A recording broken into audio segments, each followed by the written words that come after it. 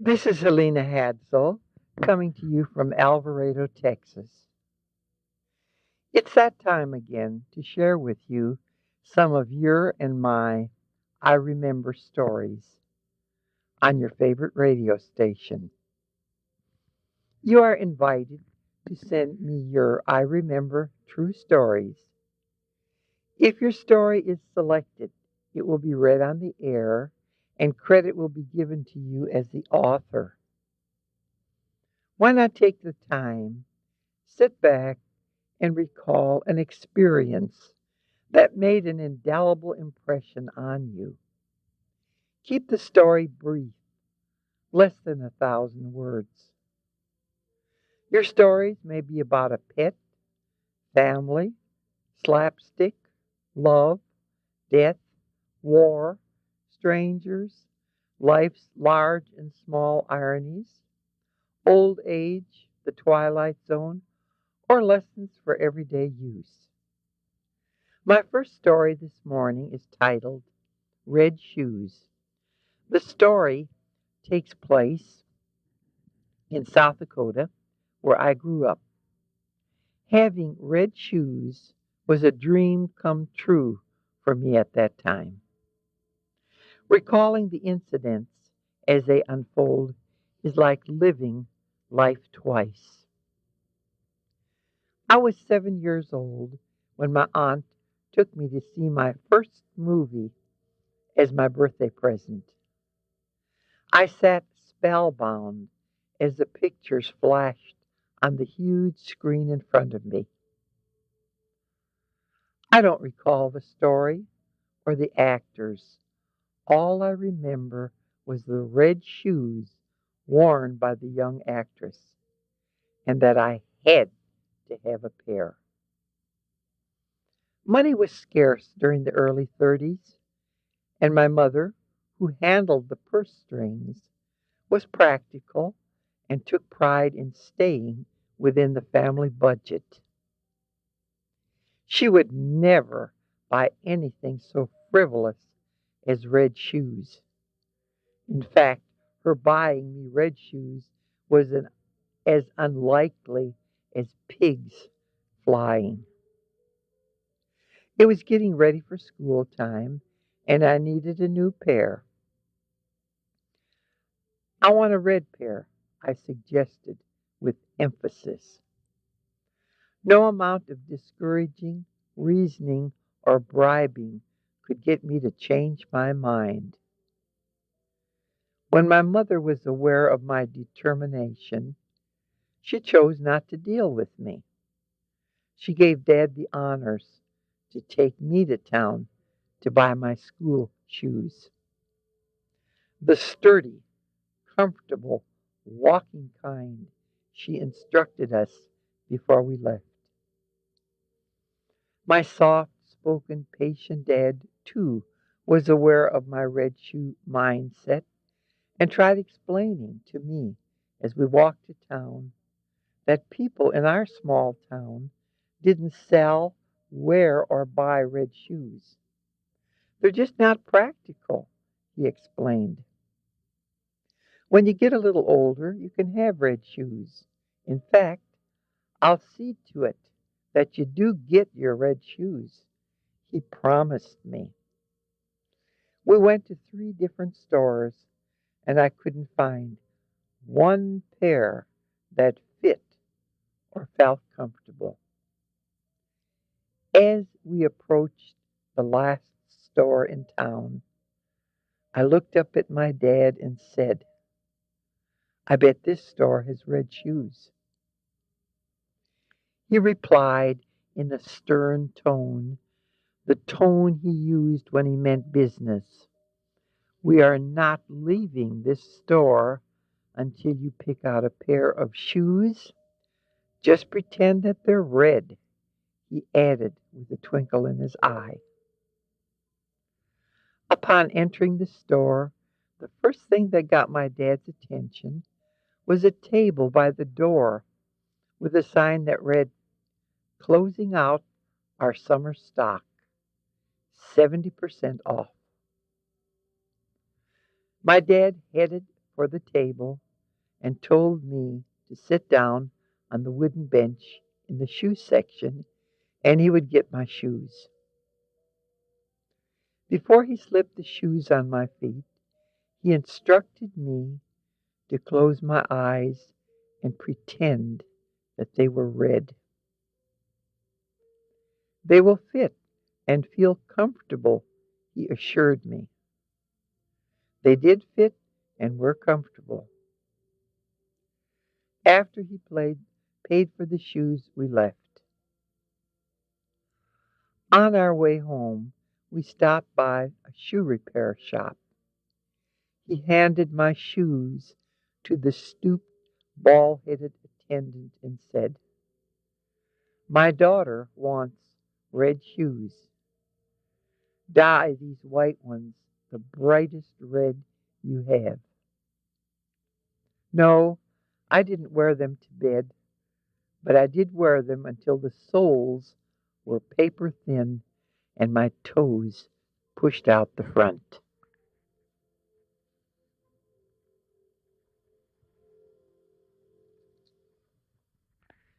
Surely many of you have experienced a special teacher that made an indelible impression on you. My second story this morning is about my seventh grade teacher, Sister Alberta. Scout's Honor. This is the way I remember it. I titled this story, The Poem.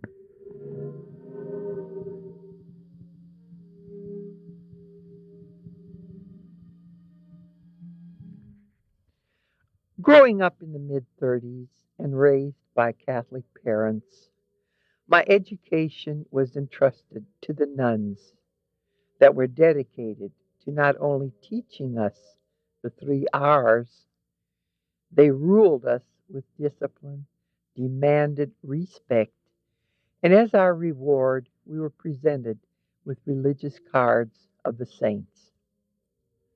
The first 6 grades I slid through comfortably. It was the seventh grade, and Sister Alberta I dreaded.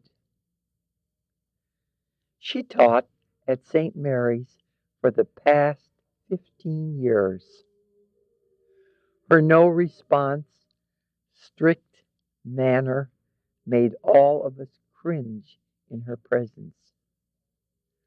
I pleaded with my parents to let me attend the public school that was actually closer to where we lived.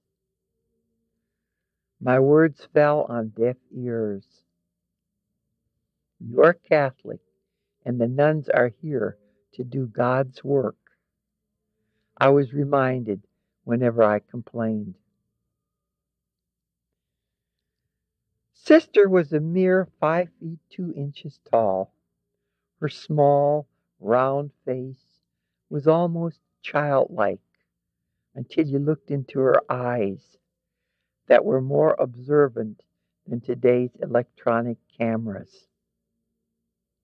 I just knew she had ESP and eyes in back of her head under that black habit the nuns wore at that time. Take out your notebooks and copy the poem written on the blackboard, is how we were greeted on our first day in her class. I expect you to memorize it. Beginning next week, you should know all of it by memory. Every morning before class begins, I will randomly choose one of you to recite the poem, and if you fail, you will be punished in front of the class, she emphasized. A 15 by 1/4 inch thick ruler was the weapon she used to whack us across our open palms. We were punished for not knowing our assignments or when we were disruptive in her class. I learned fast. One ruler chastising was all it took for me to remember the poem. Today, 67 years later, I can still recite it verbatim. There was a noble Roman in Rome's imperiled days who heard a coward croaker before the castle say, "They are safe in such a fortress. There is no way to shake it." On, exclaimed one hero. Let's find a way or make it. One Friday, our assignment was to write an original poem. Sister was specific. It had to be from 4 to 12 lines. It had to rhyme, and we were to have it written by Monday. The student whose poem was voted best by the class would be awarded a prize, which was one of her favorite books of poetry. Sister had a thing about poetry. She constantly read us her favorites when the weather was too cold to go outdoors for recess. I guess that's why it took me so long to come up with a poem she would consider a literary classic. All weekend, I racked my brain trying to come up with something. Monday morning came all too soon, and I was still drawing a blank. I faked having a stomach ache, hoping I could stay home and bide for more time. But my mother, who also had ESP, didn't buy it. Think of something sweet that you can say about her.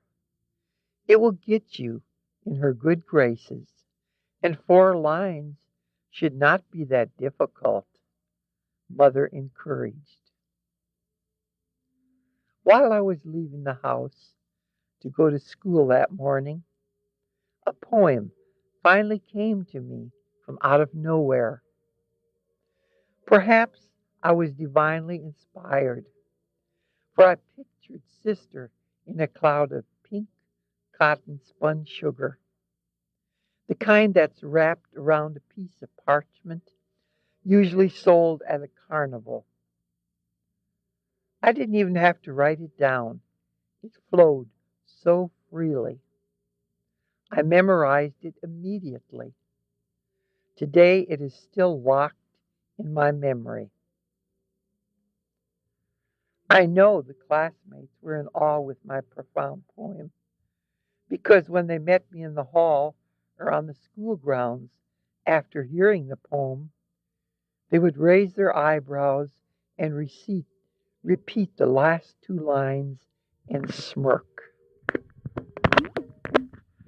When it came my turn to get in front of the class that Monday, Sister was sitting at her desk. I recited my poem with gusto.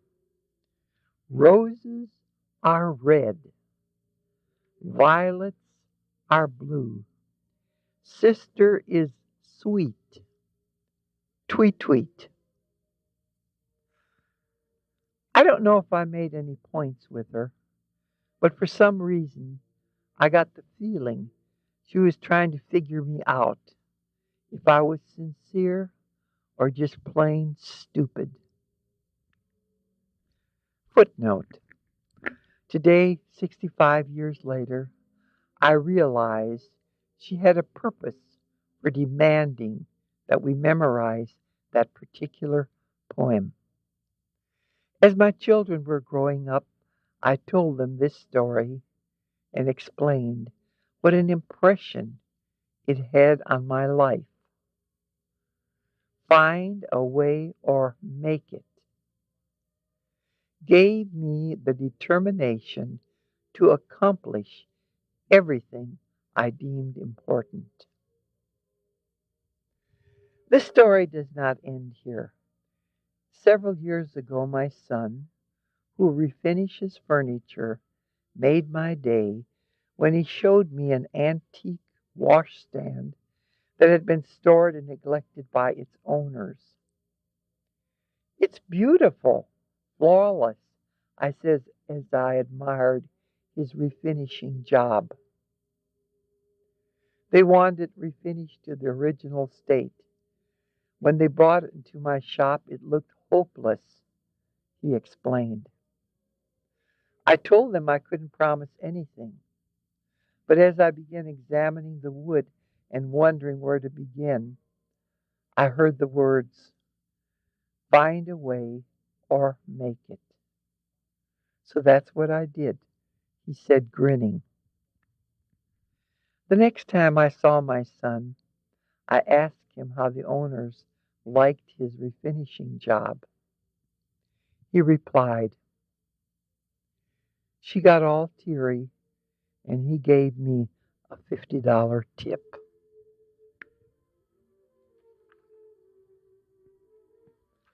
That's all we have time for today. Do join me again on Thursday morning at 7:30 when it's time to share more of my and your I Remember stories. I'll be waiting to hear from you. The two things that bring me the greatest pleasure at this time in my life is to write and read other people's stories. I have a suggestion here for the DJ announcement.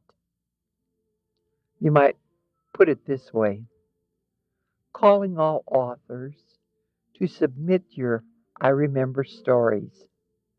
Mrs. Hadsell, your storyteller, will read and edit the stories you submit. If your story is selected to be read on the air, you will be credited as the author. Keep your stories brief, 1,000 words or less. Send your stories with your name and telephone number to radio station I Remember Stories and the address